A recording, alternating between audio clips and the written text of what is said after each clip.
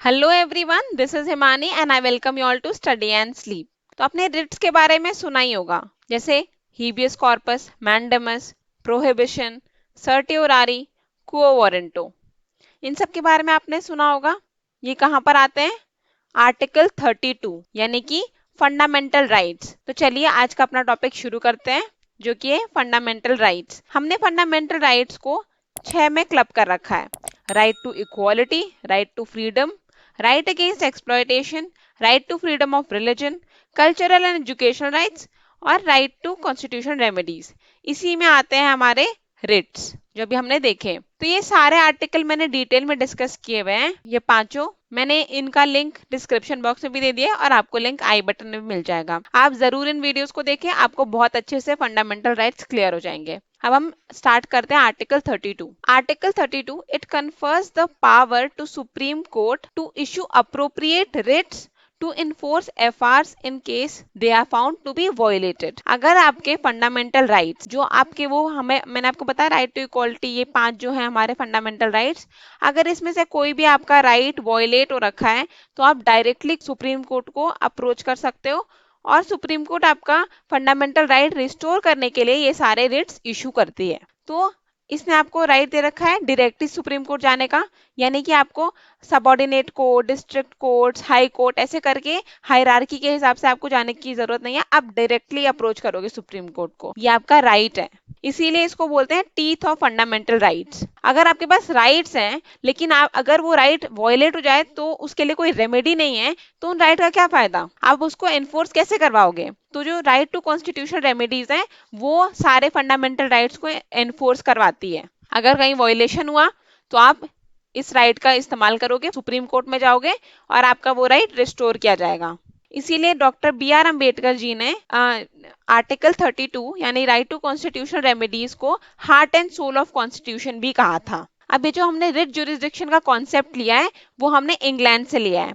Writ का मतलब होता है ऑर्डर इशू करना। जब वहां पे जो राजा होते थे, अगर राजा दुख सुनते हैं, लोगों के दुख परेशानियां जो भी उनके किंगडम में लोग हैं उनको क्या है वो सारी चीजें वो सुनते हैं।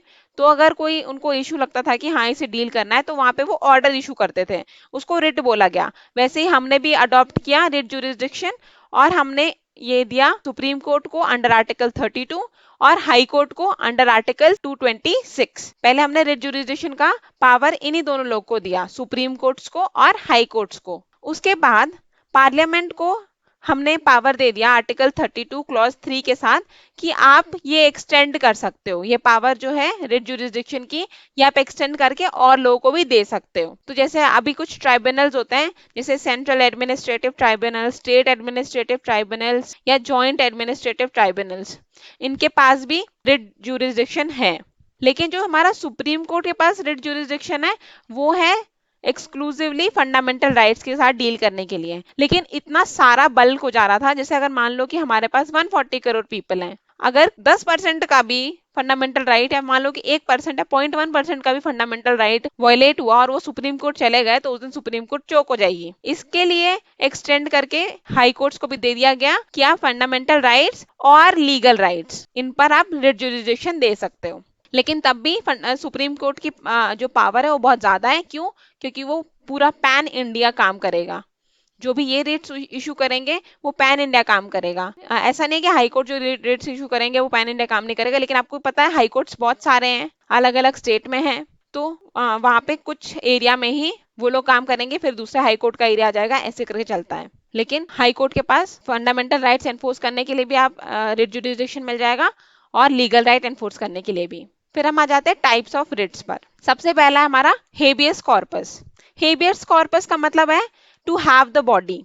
मान लीजिए किसी को पुलिस ने डिटेन कर लिया, बिना ग्राउंड बताए किस बात के लिए अरेस्ट किया है, ना ही उसको ये बताया कि अगर वो जैसे प्रिवेंटिव डिटेंशन में है तब तो अलग बात है। लेकिन अगर किसी नॉर्मल आदमी को डिटेन कर लिया गया, उसको ग्राउंड्स नहीं बताया अपने उसके अरेस्ट के, उसको 24 आवर्स में मजिस्ट्रेट के सामने पेश नहीं किया, तो उसके परिवार वाले या कोई भी अगल बगल का इंसान जाके रिट फाइल कर सकता है हीबियस कॉर्पस की सुप्रीम कोर्ट में। तो ये इंडिविजुअल भी फाइल कर सकता है, कोई ऑर्गेनाइजेशन भी फाइल कर सकती है, या अलग लोग दूसरे ऐसे भी लोग फाइल कर सकते हैं।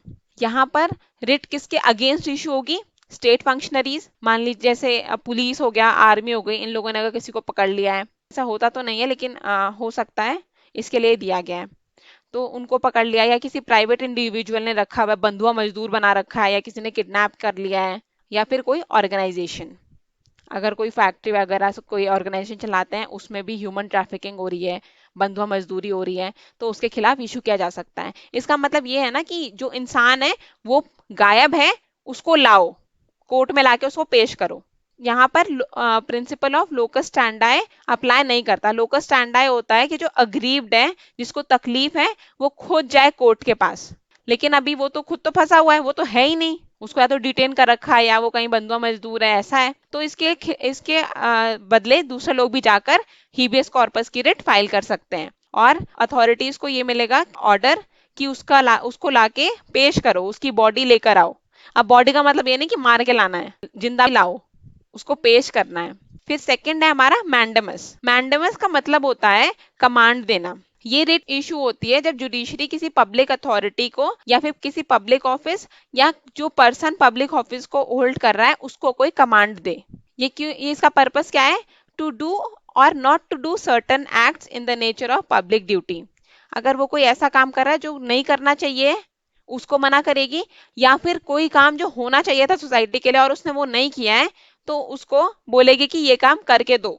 जैसे आप कहीं पे गए, उसने बोलते हैं नहीं नहीं आज टाइम खत्म हो गया है, ऐसा है वैसा है, आपका काम नहीं हो रहा है बहुत दिन से, फिर आपने जाके रिट फाइल कर दी, तो इसके अगेंस्ट रिट इशू हो के आएगी। जो भी बाबू होगा या फिर जो सरकारी कर्मचारी है उसके खिलाफ अगेंस्ट रिट इशू होगी कि आप ये काम करके दीजिए। अब it can be issued to implement FR और लीगल राइट। आपका फंडामेंटल राइट या लीगल राइट को एनफोर्स करने के लिए भी इशू कराई जा सकती है। ये किसी के खिलाफ इशू नहीं हो सकती है ऐसी पब्लिक अथॉरिटी जहां पे डिस्क्रेशनरी पावर यूज करनी हो। डिस्क्रेशनरी पावर मतलब अपना सोच के हिसाब से चलना हो। सारी पब्लिक अथॉरिटीज में तो रूल्स होते हैं, लॉज होते हैं कि ऐसा होगा तो ऐसा करना, वैसा होगा तो वैसा करना, लेकिन जहां पे डिस्क्रेशन यूज करना है, जैसे प्रेसिडेंट। प्रेसिडेंट आप किसी जेल में कोई कैदी है, उसने बोला कि मेरे को माफी चाहिए, ठीक है, प्रेसिडेंट जो होते हैं वो ग्रांट करते हैं, माफी देते हैं वो, लेकिन उसने बोला कि हाँ ये मेरा राइट है, मेरे को माफी चाहिए, तो सुप्रीम कोर्ट नहीं बोलेगा कि प्रेसिडेंट को कि हाँ इसको माफी दे दो। यहाँ पे इनकी डिस्क्रेशनरी पावर आ जा रही है ना, तो इन सारे लोगों को नहीं होगा। जैसे प्रेसिडेंट हो गया, गवर्नर हो गया, स्पीकर हो गया, इन सबके पास डिस्क्रेशनरी पावर होती है बहुत ज्यादा, इनके खिलाफ ये रेट इशू नहीं हो सकती है। जुडिशरी इनको कमांड नहीं दे सकते कि आप ऐसा ऐसा काम करिए, बाकी पब्लिक अथॉरिटीज पे हो सकता है। फिर आते हैं हम प्रोहिबिशन। प्रोहिबिशन रेट जो इशू होती है वो जुडिशियल या क्वासी जुडिशियल बॉडीज के अगेंस्ट होती है। जुडिशियल यानी कोई जुडिशरी, जैसे कोई कोर्ट, हाई कोर्ट, सबको सबऑर्डिनेट कोर्ट, डिस्ट्रिक्ट कोर्ट, ये सब जो कोर्ट होता है, लोअर कोर्ट्स, या फिर quasi judicial body. Quasi judicial bodies होती हैं जिनका नेचर कुछ जुडिशरी जैसा होता है, कुछ काम करेंगे कोर्ट वगैरह वाला। जैसे बहुत सारे ट्रिब्यूनल्स होते हैं, जैसे सेंट्रल एडमिनिस्ट्रेटिव ट्रिब्यूनल हो गया या फिर रेलवे क्लेम्स ट्रिब्यूनल हो गया, तो इनका पूरा काम जुडिशरी वाला नहीं होता है। तो अगर ये अपने लिमिट से बाहर कोई जुरिस्डिक्शन दे रहे हैं, तो जो हायर कोर्ट्स होती हैं जैसे हाई कोर्ट और सुप्रीम कोर्ट, ये इनको रिट इशू करेंगी। क्या रिट इशू होगा इनको? कि आप आगे केस के साथ नहीं बढ़ सकते हैं, प्रोहिबिट किया जाएगा इनको।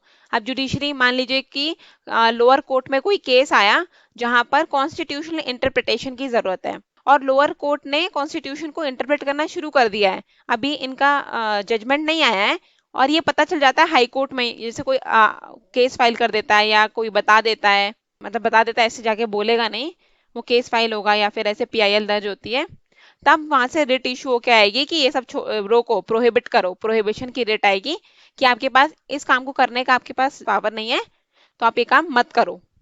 प्रोहिबिशन इसको बोलते हैं। तो ये जुडिशियल या क्वासी जुडिशियल बॉडी के अगेंस्ट ही इशू होता है।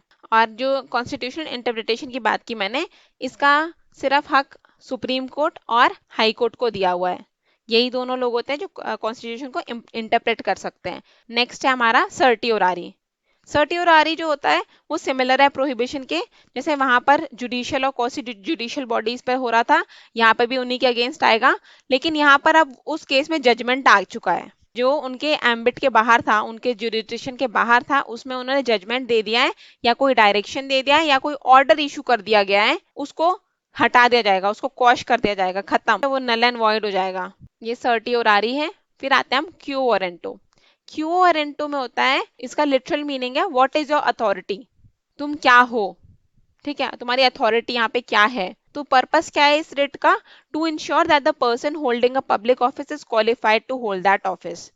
अगर कोई आदमी के खिलाफ कोई इशू आया है, कोई कंप्लेन आया है, तो उसको देखा जाएगा कि ये जो इंसान ने ऑफिस होल्ड कर रखा है वो ठीक है या नहीं है, सारी प्रोसीडिंग्स फॉलो हुई थी कि नहीं हुई थी उसके रिक्रूटमेंट के टाइम पर।